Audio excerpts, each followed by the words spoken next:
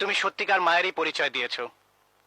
আসলে নিজের সন্তানের মঙ্গল ছাড়া পালিত সন্তানের মঙ্গল তুমি কেন চাইবে?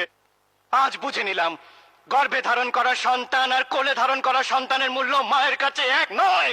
তাহলে গর্ভে ধারণ করা সন্তান আর কোলে ধারণ করা সন্তানের ব্যবধান আমি আজ তোকে দেখাবো। কি দেখাবে? আর কি দেখাতে চাও তুমি? আমি যদি বলি আমার মন রক্ষা করার জন্য তুই মেঘলাকে ভুলে আকাশের হাতে তুলে দে, দিবি?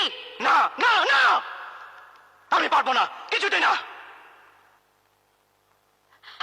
আকাশ, আমার খুশির জন্য তুই মেঘলাকে চিরদিনের জন্য ভুলে রাজুর হাতে তুলে দিতে পারবি? কি যে বলো মা, তোমার খুশির জন্য আমি একটা মেঘলা কেন, হাজারো মেঘলাকে কোরবান করে দিতে পারি। দেখেছিস দেখেছিস, গর্ভে ধারণ করা সন্তান আর কোলে ধারণ করা সন্তানের ব্যবধান কতটুকু?